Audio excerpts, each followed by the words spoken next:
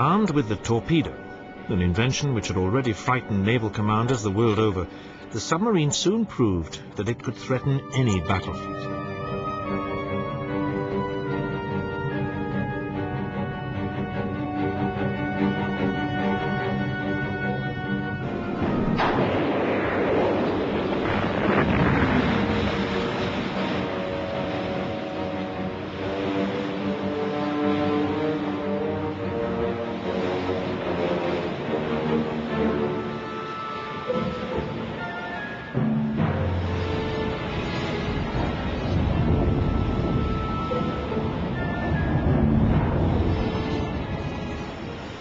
But it was not the threat to battle fleets which was to prove critical.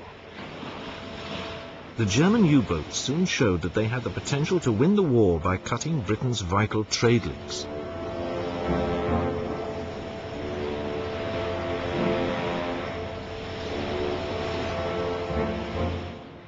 Only the danger that indiscriminate sinking of neutral ships might bring the United States into the war held the Kaiser back from launching an all-out attack until 1917.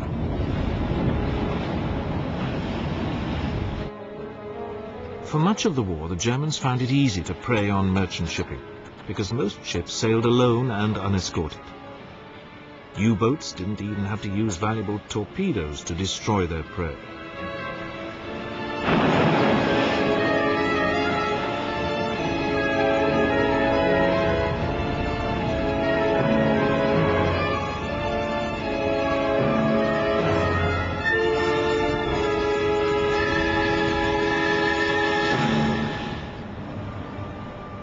The British eventually introduced convoys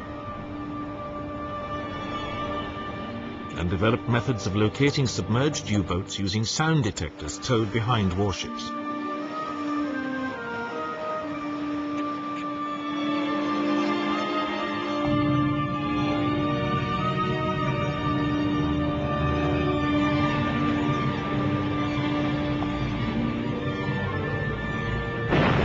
This was backed up with depth charges launched from fast-moving escorts.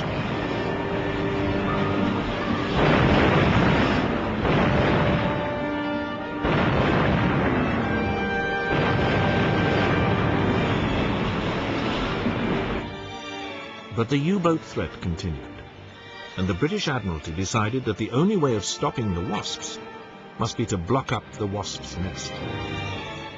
By 1917, the main U-boat base was at Bruges, in occupied Belgium.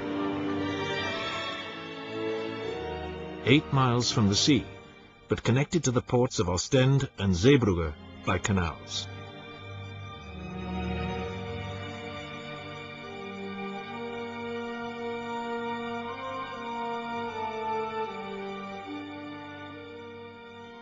It was too far from the sea for there to be any chance of a landing to capture it.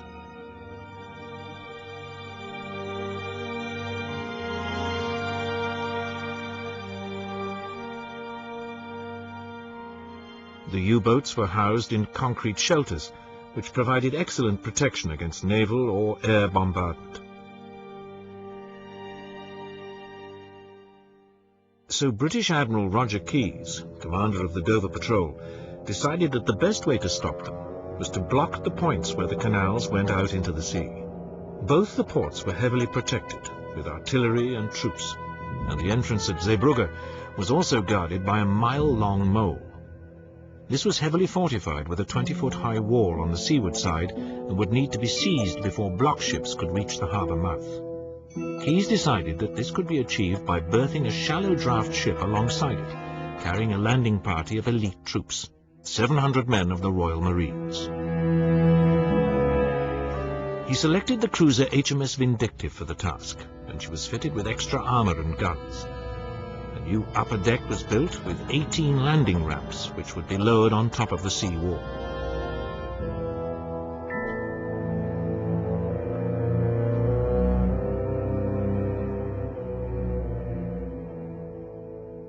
The volunteer naval crew practiced raising and lowering these.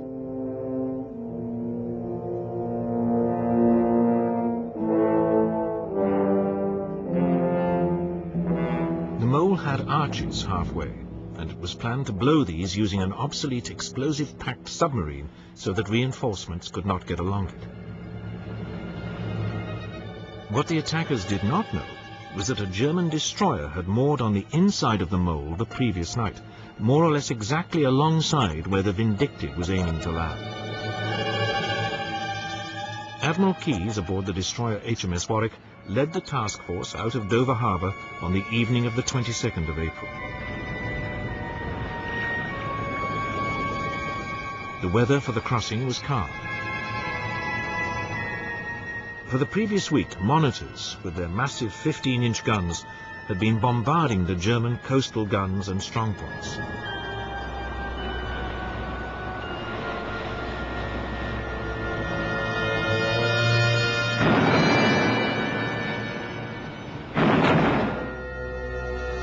Night fell, and German searchlights probed the darkness as the town behind them was lit up by the British shelling.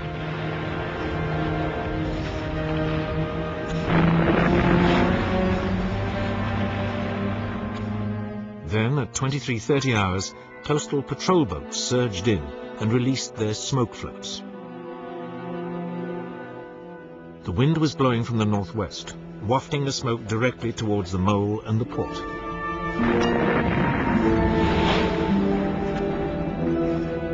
Realizing that something was going on, the Germans opened a furious fire, but their view was increasingly obscured by the smoke screen from the criss-crossing small boats.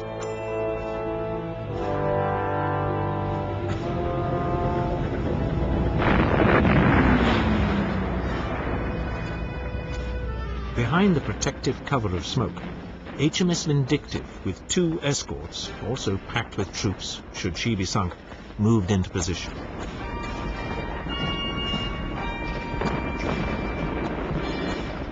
The cruiser's captain ordered full speed ahead.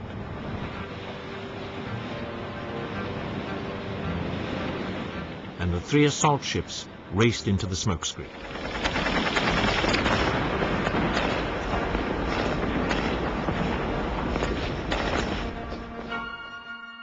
On the mole, German sailors strained to see their enemy. Then, with only 250 yards to go, the 3 British ships emerged, and the Germans opened a withering fire. In the few moments that it took to reach the mole, the 2 most senior Royal Marines and 2 naval officers were killed. The German destroyer had also joined in the fire, and a heavy swell was making it hard for Vindictive to get close to the mole.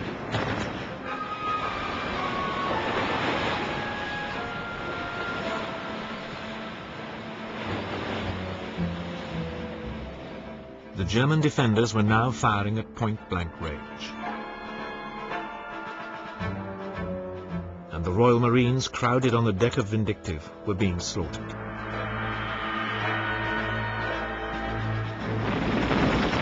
At this critical moment, the commander of one of the cruiser's escorts, the converted ferry Daffodil, saw the difficulty she was in and nudged his bows against Vindictive's side and pushed her alongside the mole.